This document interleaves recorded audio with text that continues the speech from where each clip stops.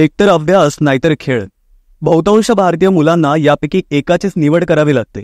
पण भारताची बॅडमिंटनपटू मालविका बनसोड याला अपवाद आहे. मालविकानं नुकतंच चायना ओपनमध्ये लक्षवेधक कामगिरी बजावली आहे, त्यामुळे ती सध्या चर्चेत आहे. पण काही महिन्यांपूर्वीच म्हणजे जून 2024 मध्ये मालविकाने कम्प्युटर सायन्समध्ये इंजिनिअरिंगची पदवी घेतली आहे. नागपूरच्या मालविकानं गेली 4 वर्ष खूप मेहनत घेतली आहे. आम्हाला आठवतही नाही की आम्ही कधी सुट्टी घेऊन बाहेर गेलो. कधी स्पर्धेसाठी जाता जाता तर कधी ट्रेनमध्ये अभ्यास करत तिने परीक्षा दिली आणि दोन्हींमधला ताळमेळ साधला. असं सांगताना तृप्ती म्हणजे मालविकाच्या आई यांना अभिमान वाटत होता. मालविकाला लहानपणापासूनच खेळाची आवड होती आणि तिच्या पालकांनी सुद्धा तिला खेळू दिलं. खेळाचं प्रशिक्षण, साहित्य ते मानसिक आधार या सर्वच दृष्टीने मालविकाच्या आईवडिलांनी तिला कायम साथ दिली. मालविकाचे आईवडील डेंटिस्ट आहेत. मुलीला तिच्या क्रीडा करिअरमध्ये मदत व्हावी म्हणून तिच्या आईने स्पोर्ट्स सायन्समध्ये मास्टरचं शिक्षण घेतलं.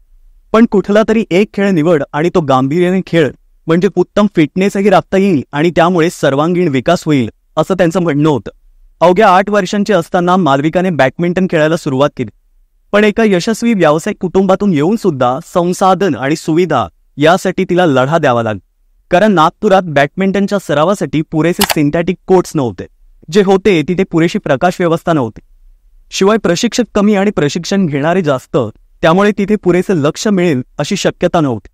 सब ज्युनियर आणि ज्युनियर पातळीवर खेळायला तिने सुरुवात केली. तेव्हा इंटरनॅशनल प्रवासाचा खर्च महागडा आहे आणि अशावेळी मुलीसाठी स्पॉन्सरशिप मिळवणंही सोपं नाहीये याची जाणीव तिच्या पालकांना झाली.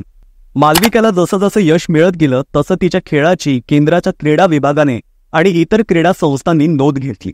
खेलो इंडिया टॅलेंट डेव्हलपमेंट आणि 2019 साली टार्गेट ऑलिम्पिक पोडियम स्कीम यासाठी निवड झाल्यावर मालविकाच्या कारकिर्दीला गती मिळाली. मात्र नागपुरात आजही सरावाच्या पुरेशा सुविधा नाहीयेत असं तिची आई तृप्ती या सांगतात. सिनियर स्तरावर खेळण्याआधी मालविकाने ज्युनियर आणि यूथ लेव्हलवरतीही उत्तम कामगिरी बजावली होती. राज्य पातळीवर अंडर 13 आणि अंडर 17 या वयोगटात नामांकन मिळाल्यानंतर सुद्धा मालविकाने school games federation of India या स्पर्धेत 3 सुवर्ण पदकांची कामगिरी केली. मग Asian school of badminton championship आणि south Asian under 21 regional badminton चॅम्पियनशिपमध्येही तिने सुवर्ण पदकांची कमाई केली. नागभूषण पुरस्कारासह क्रीडा क्षेत्रातले अनेक पुरस्कार तिला मिळाले. 2023 मध्ये मालविकाने चांगली सुरुवात केली. त्या वर्षी झालेल्या हांगजू एशियन गेम्ससाठी भारताच्या संघात मालविकाचा समावेश झाला. यानंतर मालविकाला डेंग्यू आणि टायफॉइडने ग्रासलं. त्यातून बाहेर पडून इंटरनॅशनल लेव्हलवर खेळणं तिच्यासाठी फार कठीण होतं.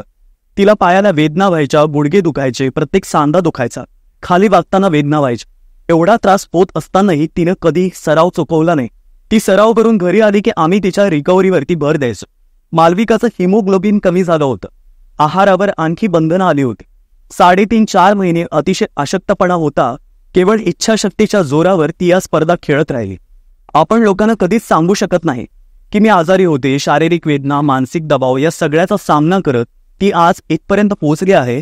एक प्रकारे या सगळ्या परिस्थितीनं तिला मानसिकदृष्ट्या खंबीर बनवलं असं मालविकाची आई सांगते. आई म्हणून आणि स्पोर्ट्स सायन्सचा थोडा अनुभव असल्यामुळे मला तिला मदत करता आली असं तिची आई म्हणते. 18 सप्टेंबर 2024ला चायना ओपनच्या पहिल्याच सामन्यात मालविकानं पॅरिस ऑलिम्पिकमध्ये कांस्य विजेती मारिस्का तुंजुंग हिला हरवलं होतं. विशेष म्हणजे कुठलाही प्रशिक्षक स्पर्धेसाठी सोबत आलेला नसताना मालविकाने हे यश मिळवलं. जागतिक क्रमवारीत 43व्या क्रमांकावर असलेल्या मालविकानं 7व्या क्रमांकावर असलेल्या इंडोनेशियाच्या तुंजुंगवर 26-24, 21-19 अशी मात केली होती. सेमीफायनलमध्ये मालविकाला 2 वेळची माजी विश्वविजेती अकाने यामागुची हिच्याकडून 10-21, 16-21 याने पराभव स्वीकारावा लागला. पण या निमित्ताने मालविकानं सुपर 1000 दर्जाच्या एखाद्या स्पर्धेत पहिल्यांदाच उपांत्यपूर्व फेरी गाठली. मालविकाची कामगिरी पाहून तिची आई सांगते, 10-12 तास प्रवास करून मग खेळायचं म्हणजे पहिल्या राऊंडमध्ये नेहमी कठीण जातं. कारण तुमचं शरीर तिथल्या वातावरणाशी जुळवून घेत नसतं. तिथल्या कोर्टाची तुम्हाला सवय नसते आणि समोर असतात ऑलिम्पिक पदक विजेते किंवा विश्वविजेते. अशा परिस्थितीत दिग्गज आणि अनुभवी खेळाडूंचा सामना ती करू शकली याचा आई म्हणून मला फार अभिमान आहे असं त्या म्हणाल्या. 2024च्या ऑलिम्पिक आधी मालविकाचं रँकिंग 28 एवढं होतं. तेव्हा थोडं पुश केलं असतं तर कदाचित ती पॅरिसमध्ये खेळू शकली असते. पण मालविकाचं लक्ष 2028चं ऑलिम्पिक आहे. तिने या ध्येयावर लक्ष केंद्रित केलं आहे.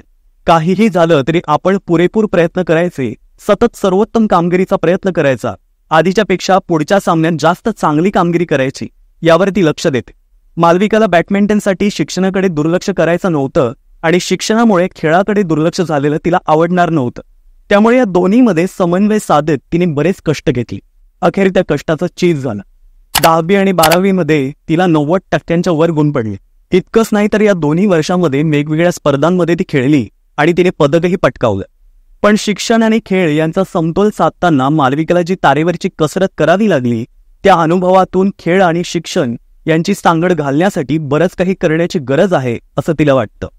देशासाठी पदक जिंकताना ज्यांना शिक्षणातही मागे पडायचं नाही, अशा महिला खेळाडूंच्या गरजांविषयी व्यवस्थेने अधिक संवेदनशील असायला हवं. असं झाल्यास यापुढे कुठल्याही मुलीला शिक्षण आणि खेळ यापैकी एकाचीच निवड करण्याची गरज पडणार नाही, असं मालविकाचं मत आहे. बरेच पालक आपल्या मुलांचे स्पोर्ट्स क्लास परीक्षेच्या वेळी बंद करतात किंवा त्याला नेहमीच एक्स्ट्रा करिक्युलर ॲक्टिव्हिटीमध्येच गृहीत धरलं जातं. पण खेळ आणि अभ्यास याला सेम महत्त्व देणं हे मालविकाने पटवून दिलंय आणि मालविकाने देशासमोर एक उदाहरण घालून दिलंय.